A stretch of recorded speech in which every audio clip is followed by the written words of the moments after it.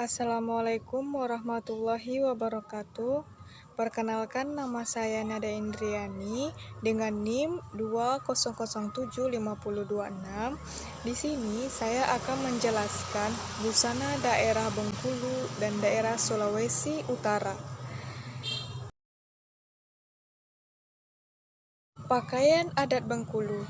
Pakaian adat Bengkulu merupakan bagian dari budaya Nusantara yang mencampurkan Melayu, Jambi, Riau, Palembang, Deli, serta Lampung. Pakaian tradisional ini cenderung memiliki ciri khas berupa warna merah dengan motif lempengan emas. Salah satu busana adat yang biasa digunakan pengantin, pernikahan, atau saat festival dan acara penyambutan khusus adalah rejang lenong. Tentu masih ada busana tradisional dari suku-suku lain dengan nama dan keunikan sendiri. Jenis pakaian adat Bengkulu: 1. Suku Melayu. 2. Suku Rejang dan Pasemah. 3. Bengkulu Selatan. 4. Bengkulu Utara. 5. Pakaian adat pernikahan tradisional Bengkulu. 1. Suku Melayu. Pria.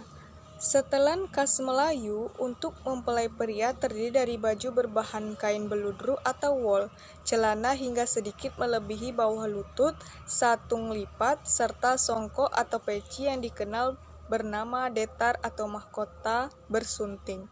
Bentuk tutup kepala yang meruncing ke atas ini menyerupai penutup kepala yang biasa dijumpai pada pakaian adat Melayu Riau. Baik baju, celana, maupun songkok sama-sama mempunyai warna hitam dengan motif khusus dan khas.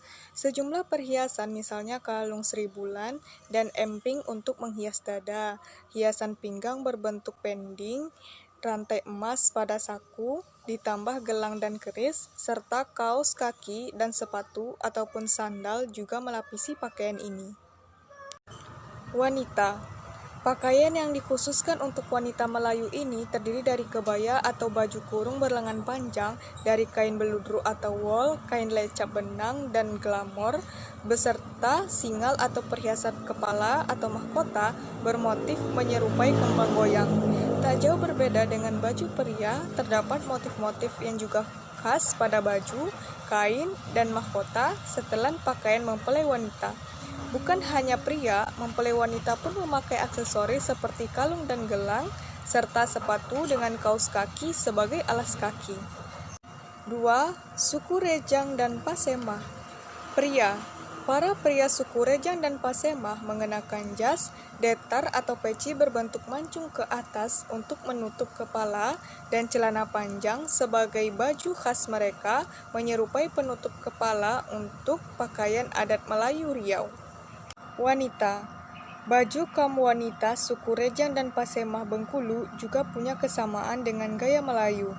Dengan baju kurung khas Bengkulu mereka yang dilengkapi sejumlah aksesoris dan alas kaki dari kayu atau terompah, selop, sandal, atau sepatu. Ketiga, Bengkulu Selatan.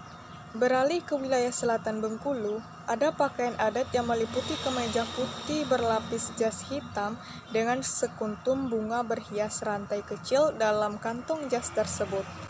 Celana dasar hitam berlapis kain songket untuk bawahannya. Lalu peci lancip yang biasa disebut gitar digunakan untuk bagian kepalanya. Bahan pembuatan peci daerahnya suku Serawai ini adalah kain songket. Untuk baju mempelai wanitanya, baju berbahan beludru merah dan kain songket biasa digunakan oleh mereka. Terakhir, ditutup oleh tajwa, hiasan kepala bunting berbahan tembaga kuning keemasan berhiasan banyak sunting. 4. Bengkulu Utara. Baju pernikahan dari Bengkulu Utara juga mendapat pengaruh dari suku Melayu. Sebab punya kesamaan dengan Melayu, maka pengantin wanitanya mengenakan pakaian yang meliputi kebaya panjang, kain lecap dan glamor, serta mahkota untuk menghias kepala. Kemudian ada kalung, gelang, kaos kaki, sepatu, dan lain-lain sebagai tambahannya. Sementara aksesoris hiasan baju pria meliputi manik-manik dada berupa kalung besar, hiasan berbentuk pending pada pinggang, emping, gelas, keris, ditambah kaos kaki serta sepatu.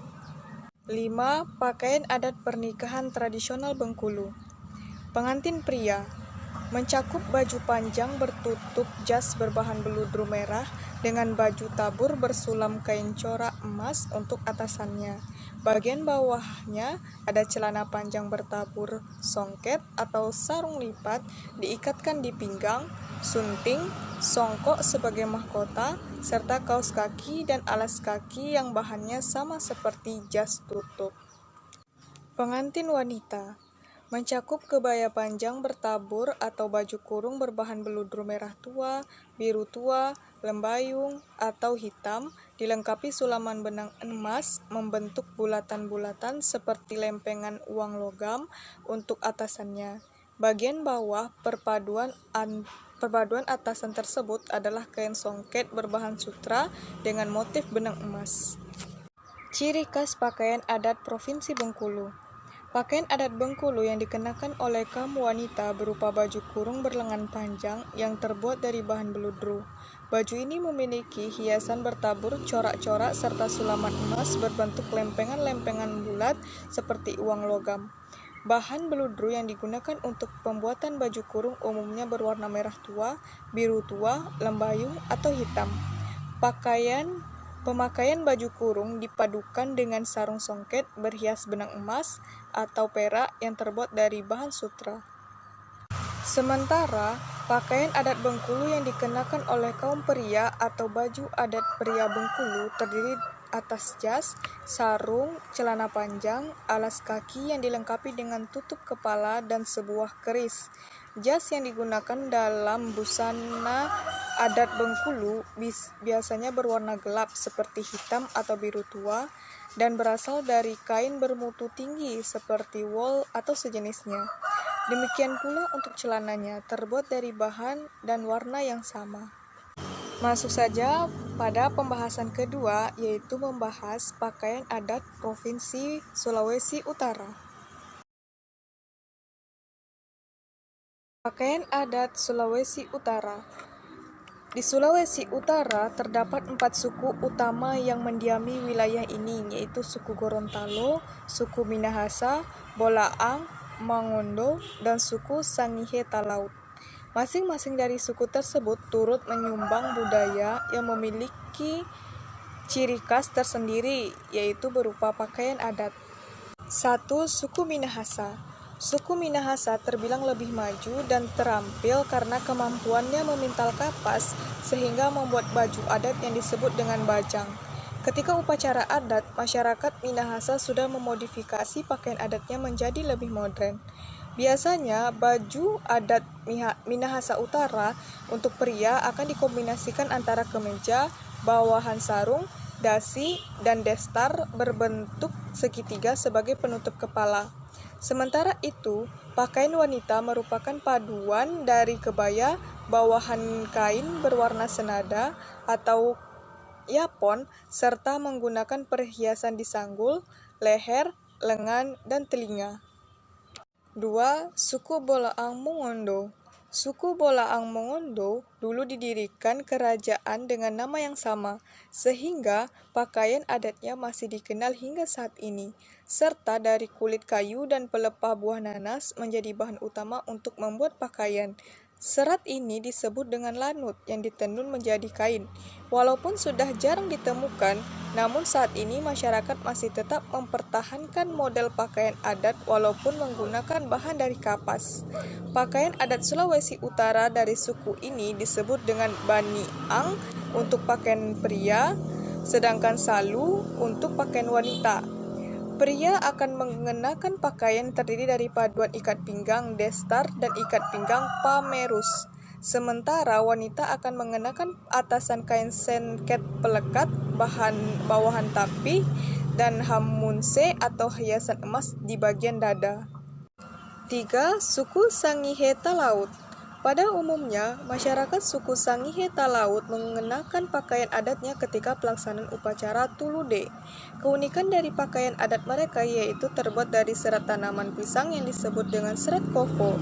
Tanaman ini ternyata memiliki serat batang yang kuat sehingga mudah untuk dipintal dan ditenun. Hasil kainnya kemudian dijahit menjadi pakaian adat yang disebut dengan laku tepu. Ciri khas dari pakaian adat Sulawesi Utara ini adalah penggunaan warna-warna dasarnya yang cerah seperti kuning, hijau, dan merah. Pakaian laku tepu ini memiliki lengan yang panjang dan untayan yang mencapai tumit. Agar lebih meriah, pakaian dilengkapi dengan aksesoris meliputi paporong sebagai penutup kepala, bandang sebagai selendang dari bahu, kahiwu yaitu rok rumbai, serta popehe sebagai ikat pinggang. 4. Suku Gorontalo. Dahulu, Gorontalo masih bergabung ke dalam satu provinsi di Sulawesi Utara. Namun, kini telah memisahkan diri menjadi provinsi baru sejak 22 Desember tahun 2000. Meskipun demikian, karena sempat menjadi bagian dari Sulawesi Utara, tidak ada salahnya untuk sedikit mempelajari soal pakaian adatnya. Ada dua jenis pakaian adat yang dikenakan oleh suku Gorontalo, terutama pada pesta pernikahan, yaitu mukuta dan biliu. Mukuta merupakan baju pengantin pria yang terdiri dari kemeja dan celana panjang.